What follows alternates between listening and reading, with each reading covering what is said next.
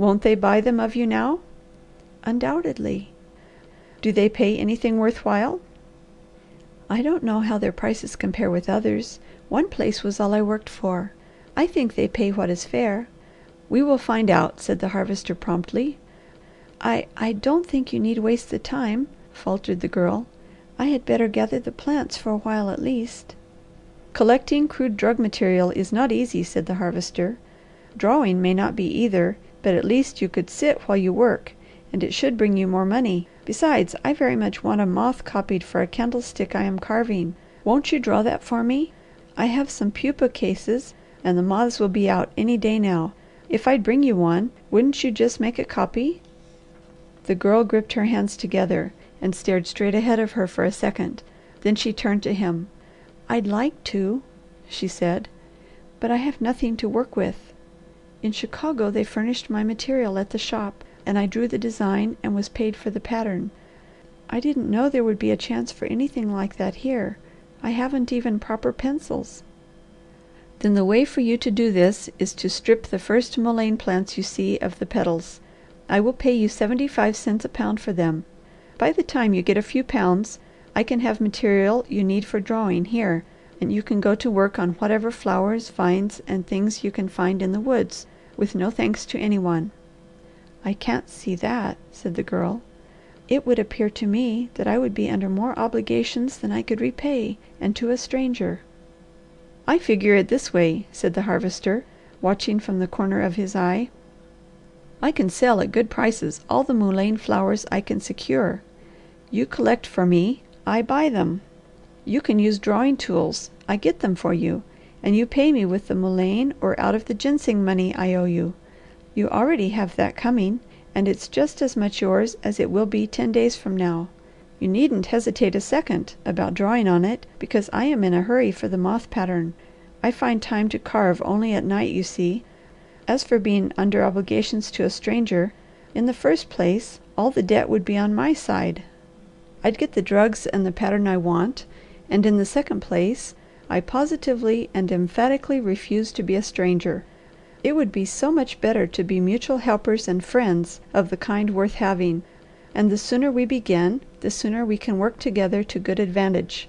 Get that stranger idea out of your head right now, and replace it with thoughts of a new friend who is willing," the Harvester detected panic in her eyes, and ended casually, "to enter a partnership that will be of benefit to both of us.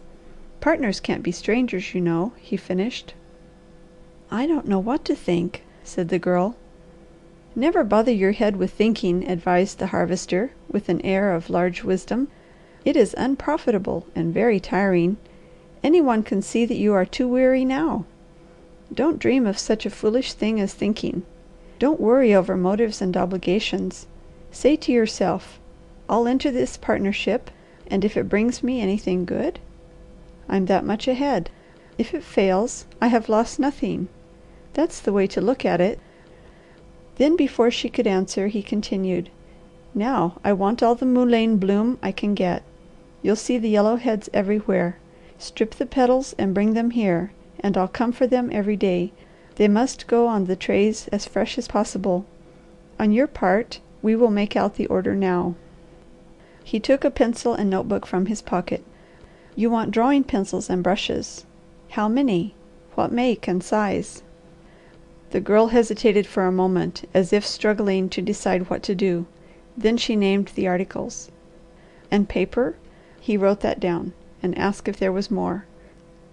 "I think," he said, "that I can get this order filled in Onabasha. The art stores should keep these things.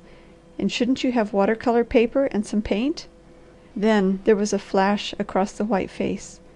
"Oh if I only could!" she cried. "All my life I have been crazy for a box of colour, but I never could afford it, and of course I can't now. But if this splendid plan works, and I can earn what I owe, then maybe I can." "Well, this splendid plan is going to work. Don't you bother about that," said the Harvester. "It has begun working right now. Don't worry a minute. After things have gone wrong for a certain length of time, they always veer and go right a while as compensation. Don't think of anything save that you are at the turning. Since it is all settled that we are to be partners, Would you name me the figures of the debt that is worrying you? Don't, if you mind. I just thought perhaps we could get along better if I knew. Is it, say, $500? Oh dear no!" cried the Girl in a panic. "I never could face that. It is not quite 100, and that seems big as a mountain to me." "Forget it!" he cried. "The ginseng will pay more than half, that I know. I can bring you the cash in a little over a week." She started to speak, hesitated, and at last turned to him. "Would you mind," she said, "if I asked you to keep it until I can find a way to go to town? It's too far to walk, and I don't know how to send it. Would I dare put it in a letter?" "Never!" said the Harvester. "You want a draft. That money will be too precious to run any risks. I'll bring it to you, and you can write a note and explain to whom you want it paid, and I'll take it to the bank for you and get your draft. Then you can write a letter, and half your worry will be over safely." "It must be done in a sure way," said the Girl. "If I knew I had the money to pay that much on what I owe and then lost it, I simply could not endure it. I would lie down and give up, as Aunt Molly has." "Forget that too," said the Harvester. "Wipe out all the past that has pain in it. The future is going to be beautifully bright. That little bird on the bush there just told me so, and you are always safe when you trust the feathered folk. If you are going to live in the country any length of time, you must know them, and they will become a great comfort. Are you planning to be here long?" "I have no plans. After what I saw Chicago do to my mother, I would rather finish life in the open than return to the city. It is horrible here, but at least I'm not hungry, and not afraid all the time." "Gracious Heaven!" cried the Harvester. "Do you mean to say that you are afraid any part of the time? Would you kindly tell me of whom and why?" "You should know without being told, that when a woman born and reared in a city, and all her life confined there, steps into the woods for the first time, she's bound to be afraid. The last few weeks constitute my entire experience with the country, and I'm in mortal fear that snakes will drop from trees and bushes or spring from the ground. Some places I think I'm sinking, and whenever a bush catches my skirts, it seems as if something dreadful is reaching up for me. There is a possibility of horror lurking behind every tree and—" "Stop!" cried the Harvester. "I can't endure it. Do you mean to tell me that you are afraid here and now?" She met his eyes squarely. "Yes," she said. "It almost makes me ill to sit on this log without taking a stick and poking all around it first. Every minute I think something is going to strike me in the back or drop on my head." The Harvester grew very white beneath the tan, and that developed a nice sickly green complexion for him. "Am I part of your tortures?" he asked tersely. "Why shouldn't you be?" she answered. "What do I know of you or your motives or why you are here?" "I have had no experience with the atmosphere that breeds such an attitude in a girl." "That is a thing for which to thank Heaven. Undoubtedly it is gracious to you. My life has been different."